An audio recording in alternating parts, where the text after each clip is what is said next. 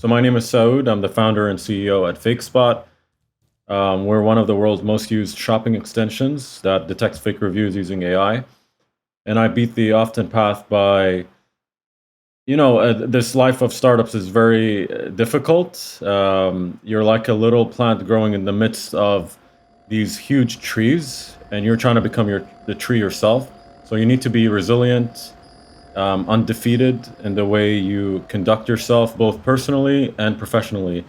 And I would say that's something that definitely is a growing experience in this life. And that's something that has helped me out a lot as I'm on this path, obviously creating a business, but also personally with family. So yeah, it's a very unique experience. Welcome back to the Beat the Often Path podcast. I'm your host, Ross Palmer. Joining us today is Saoud Khalifah, the CEO, CTO, and founder of Fakespot, a tool that seeks to eliminate fraud and fake reviews in e-commerce. Have you ever tried to buy a supplement online with thousands of 5-star reviews, only to find out that it's actually sawdust capsules? No? Well, that's exactly what happened to Saoud, and this experience led him to understand that online reviews cannot and probably should not be trusted. Between bots, paid fake reviews, and influencers, it's harder than ever to trust what you read online, especially when it comes to product reviews like on Amazon, for example. Often there are money dynamics at play that influence every facet of online discourse. Well, Fakespot is a free extension and phone app that uses AI to analyze millions of reviews and detect fraudulent ones, meaning that it helps you make purchases more confidently online. Fakespot seeks to bring trust to the internet, and Saoud and his company have raised over $5 million for the project so far, which is already being used by nearly 6 million users around the globe, and it's one of the most popular browser extensions in the world. I'm excited to get deep and philosophical with a truly brilliant mind, so here's Saoud Khalifah. Well, welcome to the show, Saoud. It's a pleasure to have you here. I'm only interested in one thing. How do I game the system? That's all I want to know. Well, so people are already gaming Amazon system. They're already gaming every other platform system. And like I would say, anywhere on the internet, if you see reviews, that system is being gamed. So that it's kind of unfortunate because I would say for consumers, the most important information that you have is the opinions of others. But if that opinion is made by people that have been incentivized, given some kind of bias to write that review, then you are making your decision based off flawed data in this case. So to game Fakespot specifically, and like there's always thought exercises that we do that we want to see what the malicious people are doing in this network side. This is very important to do as you're building this kind of product, to appease all the different stakeholders on the table. That one stakeholder is you and I wanting an AI that tells me if I can trust these reviews. But there are also these sellers that engage in fraud that want to game the system. You have to think about what they're thinking and how they want to game that. So with Fakespot specifically, we learned earlier that if you show too much data about your analysis, those sellers will want to game the system using that data. So we try to show just enough information for you to understand why something is fake or not fake. And then you can use that as leverage. But we build it around the consumer. We don't build it around the fraudsters. We build it against them, actually. So it's there are many different kind of strategies that you could do in this world. And my background is I was a hacker in my teenagers. Nice. So that gave me like a good look into how these like dark hat, dark web, black hat, gray hat people would actually think. I was a white hat hacker, so basically I would find bugs and submit them to bug bounty programs publicly. For example, there was a big one with Microsoft. I found a vulnerability in Microsoft PowerPoint, and basically worked this way: I send you a PPT file, PowerPoint file, and I can take over your computer. But I was a white hat, so I reported it to Microsoft through one of the vulnerability bug bounty programs. And these black hat hackers will never do that. They will try to game every system around the internet. We know that on platforms like Twitter, anywhere, such a large percentage of all of the internet's traffic and content is produced by bots. And you have this sense of, in the future, the majority of all discourse is just going to be bots chatting with other bots. So you've got harmful bots communicating with good bots, but still there's not a human involved. And we know how that can affect, obviously, the political situation, right? If I see that there's all of this support for a certain political candidate, even if all of that is generated by bots, it still gives the impression that there are two sides to an issue, when in reality there may not be, or there are two opinions when in reality there might not really be, but we can't really tell. And I made a video a little while ago about Google and Lambda and Blake Lemoine and Google, achieving sentience in his opinion. You might have read about that when it was all in the news. And the point that I was trying to make there was that it doesn't matter whether Google is sentient or not, or whether AI has reached that level of intelligence. What matters is that it can fool somebody. What matters is that Blake Lemoine was fooled enough to write about this. That's what matters. The significance isn't whether it's actually conscious. And this is exactly the field that you're in, right? Yeah, I think you're very prescient in the fact that there will be bots talking to each other. We saw that with the interference in the last couple of elections, where we see a lot of people pumping it. We see it in crypto. If you go on YouTube right now, there are channels that are live that are pumping tokens right now in this like bear market, so to speak. So and they're bots talking with each other, saying like, oh, how they're getting advice, financial advice from some person. That person may be a human. Right, follow this person, yeah. Yeah, follow that person, add them on WhatsApp, let them scam you. So unfortunately, this does work on certain, folks that have not been educated about this problem, right? We are grown to believe that platforms care about trust. If you look at the A to Z guarantee, if you look at the smiley face of Amazon, if you look at the different, like marketing that these platforms are doing out there, they all reinforce this message that, hey, we're trustworthy. Use us. You will trust what you see on this platform. And that's not the case. I guess knowing that this is such a big problem and, approaching it from a relatively simple starting point, I say that knowing that it's not, but of reviews, picking one angle in, how did you decide that this was the problem that you wanted to solve related to these bigger issues? And how did you know that this was the kind of company that you wanted to build?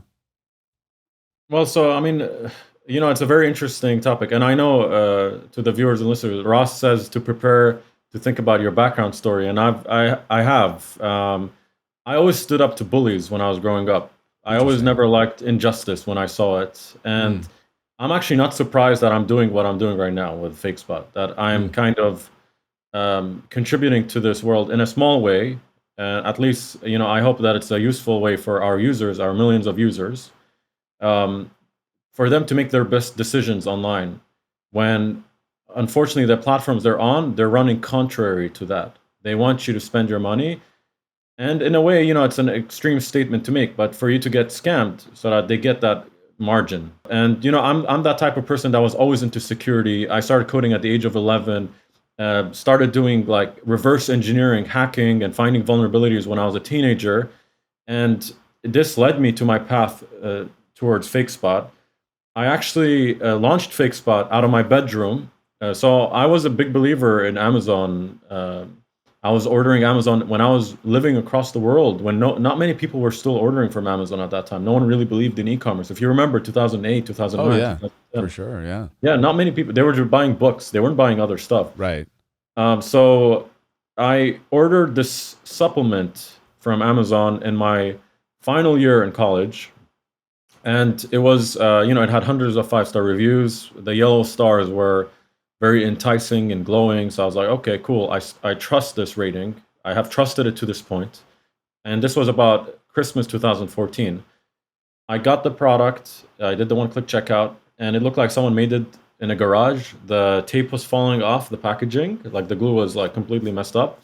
And then the pills had chip dust from a woodworking shop inside the pills. So I was like, okay, there's no way this is getting 5-star reviews from anyone, like no chance.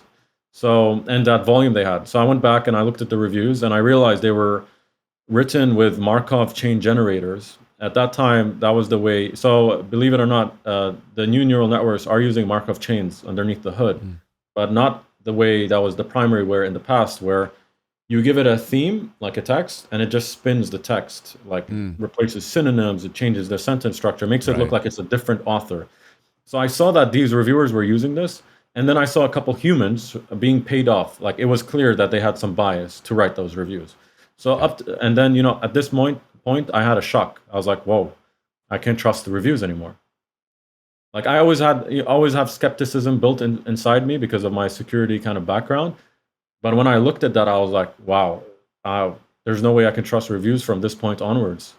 I always thought reviews on Amazon, and most of the people that have used Amazon from the 10 years plus time will know that reviews were awesome. Like in the past, the reviews were awesome. Some of them were funny. Some of them made you chuckle. They were entertaining. Some of them were super informative for you to make a decision. But something happened in 2014, 2015 that stopped that. And I will tell you what happened because we know exactly what happened. And that's actually when, the idea for Fakespot started. I was like, okay, what I just did with my mind, looking at reviews, reviewer profiles, let me launch an AI model or a bunch of AI models that look at these different attributes, collect as much data as possible so that we're very accurate with the representation of the trustworthiness and the veracity of this textual content in that case. And I bought the domain name from a kid. I believe I paid around $150. He had a Counter-Strike clan called Fakespot. Okay. So I was like, yo, dude, $150. And he was like, yeah. He was somewhere in the Midwest. And I'm like, okay. Nice. So I got a domain and put out the website. It was very simple. It was like a URL bar, like a search text, kind of like Google. You paste in the product page, you click analyze. Which is what you still have today, basically. I mean, that's more or less the fundamental concept of what you got going on right now. Yeah, I mean, the root hasn't changed at all. It's the same. Yeah. We just expanded our support. We support many different websites. We do support now different types of analysis. We look at sellers and stuff. But it was just very simple. You just paste in the product you're looking at, click analyze, and we analyze it in 30 seconds and come back with a grade. We brought up a lot of good points. You've said some very intelligent things. I wanted to get one quick bit from you. So 5 million, 6 million users as of today. If everything goes swimmingly for you, what do you expect or what do you hope in your wildest dreams would happen for you in the next 5 years? Well, we want to continue building an impactful platform that, we're solving the problem for consumers, for shoppers, and we may look at different content types across the internet. We kind of hinted at it throughout our interview here. Yeah. And that's something that we would be very passionate about, bringing more value to people's lives through technology in an open and transparent way. And our mission is to always bring trust and transparency to the internet. It's always been that from day one. So continue building on that mission and continue impacting people's lives in a very positive manner and show everyone that, there can be a company built away from the way that we've seen with the big tech in a positive way. We've gone through many battles, Ross. Like we haven't talked about, like we were one of the few companies in the world to have a takedown from Amazon last year, where they went after us and kind of took down our iOS app because it was really impactful. There are many things you have to deal with in this kind of world. We want to have our own kind of contribution where we can show to users and consumers alike that there's a better way of doing things, and we want people to be a part of that future. Yeah. Well, it's incredibly noble work. I'm very, very glad that you're out there, that you and your team are focusing and fighting for this because it's so important. And it's just one of those raging battles that some people just aren't even aware is going on. An incredibly pivotally important battle to not just today, but the future of humanity itself and our role within the future. And so many people have no idea that this kind of thing is happening and how important it is, but it is incredibly, incredibly important. So I thank you for committing to that set of values and for staying true to those Gen 1 Hacker Day values, the good side of hacking, the white hat hacking, because we need that. We need people who do understand these things fighting on the good side and who are using this tech in a conscious way. And the fact that you've been able to make a career out of this and that you've gotten the success that you have, I think is incredible. So let's hope that you bump up a few spots in the global rankings. You'll be in the top 3 before long, I'm sure, and that you keep fighting the good fight. But if one day I visit and you do have an exit and then somebody else takes over, then I'll be wary. I'll say, okay, well, that's over. It was good while it lasted, but I'm sure. Yeah, I mean, I think this is more of a lifelong thing for me. Whether whatever company it's at, it's always going to be something that's very lifelong. But thank you very much for your kind words, and I hope this thank you for the time. Session was very useful for the viewers and listeners, and I'm very grateful for the opportunity. I'm grateful that you took the time. I'm glad we're able to get this on the books. And with that, the official podcast here is over.